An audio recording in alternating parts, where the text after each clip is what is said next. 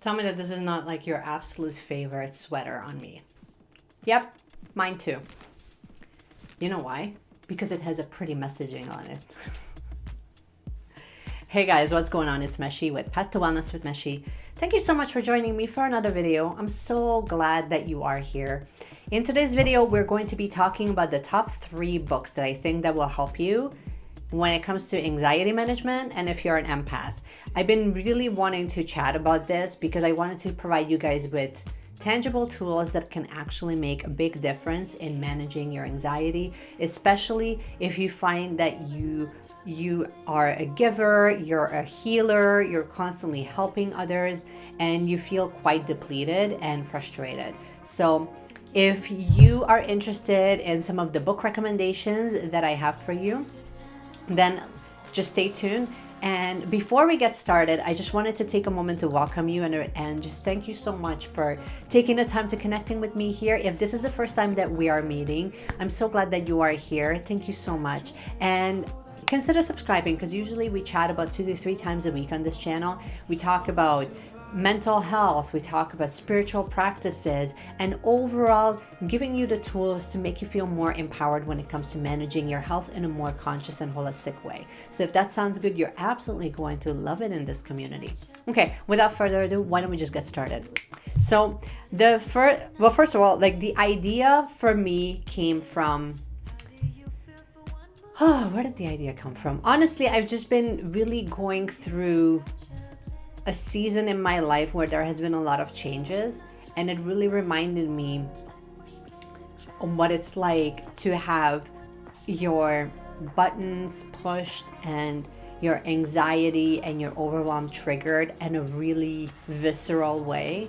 So I went back to the tools that have helped me originally to understand things better and how I could actually heal. So the inspiration sort of came from really just that desire to share what has helped me the most in small bite-sized pieces where it really doesn't overwhelm you. Obviously, when it comes to mental health and when it comes to anxiety, there's a million and one things that you can do. There's so many resources out there, and it can feel really daunting to even think, how do we go from these are some of the things that make a difference versus, well, you should try a whole bunch of things and see sort of what takes. I think that it's definitely a journey, but when you're at that mental space where you know that you want to get help and you are going to counseling, maybe you are, maybe you aren't, you are more understanding personal development and you're reading all the books, then this would be sort of the perfect space to start with. So the first book that I wanted to actually talk to you about is from Gabby Bernstein. This is The Judgment Detox. This is not her most recent book, but this was actually, I ended up buying the physical copy as well as the audiobook version. In the physical copy, it does go through some of the practices a little bit more in detail, which I appreciate. And sometimes I enjoy having the physical copy, especially when it has exercises in there that I know that will help me. One of the main things that I found really helpful in Judgment Detox is to bring awareness to where you are judging, what could be the underlying cause of that, and how you can release that. She actually gives you a physical practice of how you can release a lot of that judgment, because a lot of the times judgment really comes from wounds that you have that you might not be really aware of. So sometimes when we do things, it's more there as a coping mechanism or something that will protect us. And so with that being said, one of the main things that I took away from her book, besides, like, it's not about, just getting rid of your judgment. Like, we all judge to a certain degree. Like, we just do. It's human nature. But there's a difference between bringing awareness of judgment patterns that you may have, because there's a lot of wisdom and a lot of insight in that, within that behavior pattern. So when you bring awareness to that, then that's when you have the opportunity to make adjustments and make changes accordingly.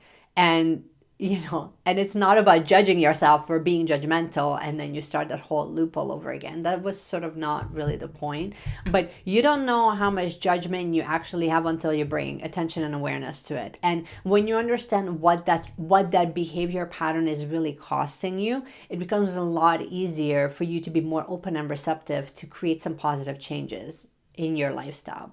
So that was one of the books that I wanted to really talk to you about. She talks about tapping, which if you're not familiar with it, it's called the emotional freedom technique.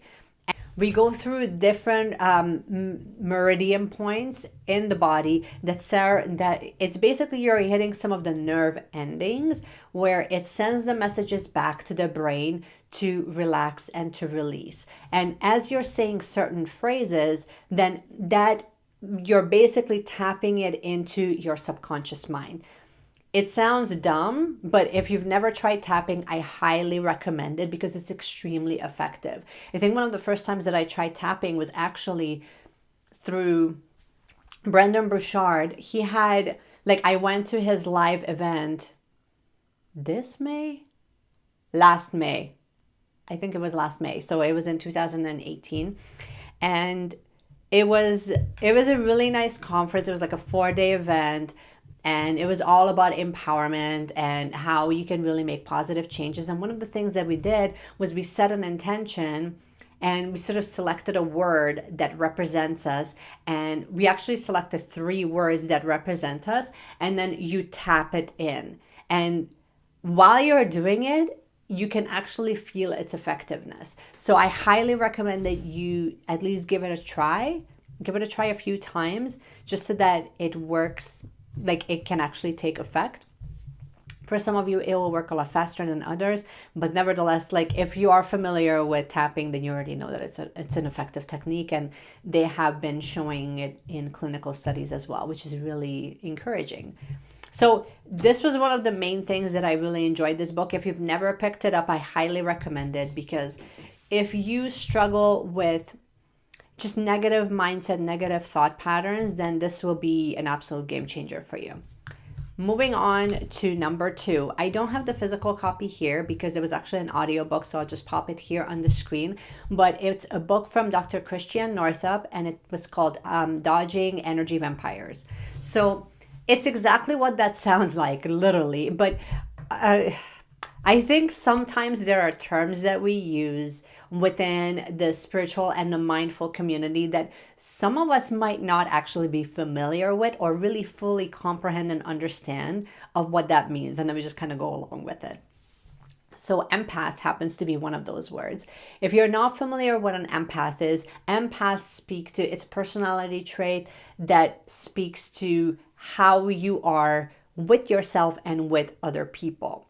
So empath means that it's empathetic. It means that you are a giver and you want to do kind things for others, but you also may be able to feel other people's pain, other people's energy. You're very sensitive. You're very sensitive to just generally, in a room, you can tell that you're an empath if you are taking on other people's energy very quickly. If you're around negative people, then you take that energy on and then you tend to blame yourself that it's your fault.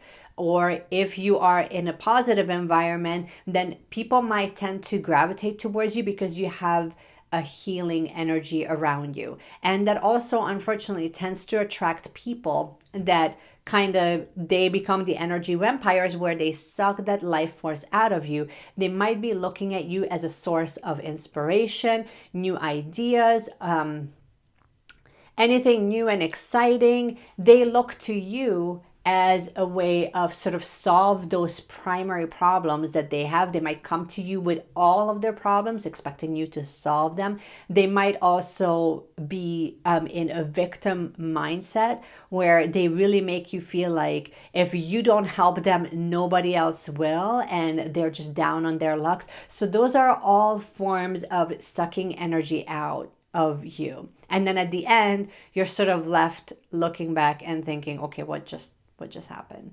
Why am I here feeling angry and screaming at 9:30 in the morning? What happened? I thought that this was a good day. So Christiane Northrup wrote this book, and she really wanted to address just sort of like a step-by-step guide of not only how can you identify people with characteristics of being an energy vampire, which might be like a really narcissistic type personality types. It might be people that they are really manipulative, so they kind of change their tune very quickly, very often, all in a way to make you feel like you're responsible for their shortcomings. Excellent book.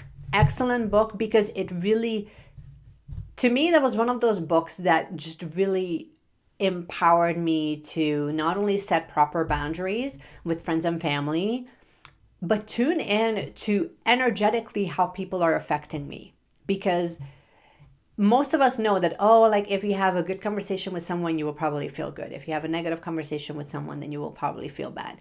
But when you understand like the strong correlation with certain people of how they truly affect you, then that information is vital for you to create positive changes. So positive changes sometimes mean that you limit exposure to these people, or you create distance, or you create stronger boundaries around what's allowed and what's not allowed, what is okay for you, what is not okay. How can you manage those relationships in your life, especially if it's with family members, where you can't just cut them out of your life, but you can communicate in a respectful way where it protects and honors you. So sometimes you might hear this from spiritual teachers or influencers where they really make it seem like, it's such a cut and dry conversation.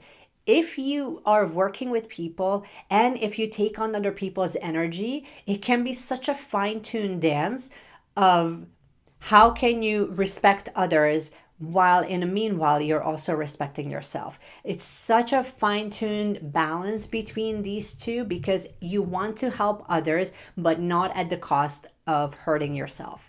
And a lot of the times that's unfortunately what happens with a lot of empaths, because then they get taken advantage of and then they're left on the curve to kind of figure themselves out. And if you relate to this, you will absolutely love that book, because that's exactly what it addresses. How you can have a strong spiritual practice. How can you create fierce boundaries? How can you really identify yourself? Are you even an empath? And what does that truly mean? Where are your gifts and where are your shortcomings? And what are the areas of your life that you really, really, really need to strengthen and pay attention to? And who is your actual support system that can really guide you and keep you in check?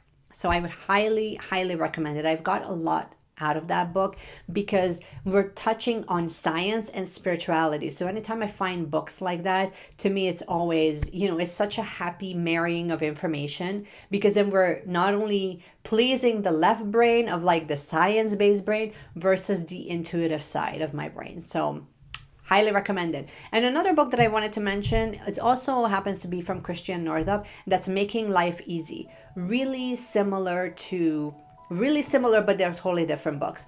Really similar to the Dodging Energy Vampires, but the big difference is that here it's not so specific to being an empath. It's more specific to if you are a type of person that really want to create a lifestyle and an environment that is truly nourishing, truly thriving, then these are some of the areas of your life that you need to pay attention to. So she speaks to spiritual practices. She speaks to what those mean and who are the people that can really help you the most. She also speaks to movement, and she speaks to managing your mental and emotional state in a way where you're not gripping and hanging on to things that can, over the long term, get stuck in your tissues and make you sick.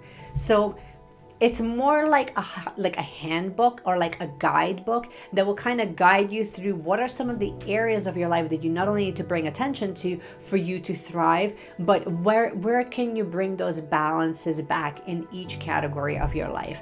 Highly recommend it. Once again, if you can get it as an audiobook, get it as an audiobook. But honestly, if you have the physical copy, it's just as good, because sometimes like it has like journaling prompts in there, I believe. So sometimes it honestly, it depends on what your preference is of how you like to consume content. But I kind of tend to go back and forth between an audiobook versus a physical copy. Sometimes I enjoy having both because sometimes I need to re-listen to certain things.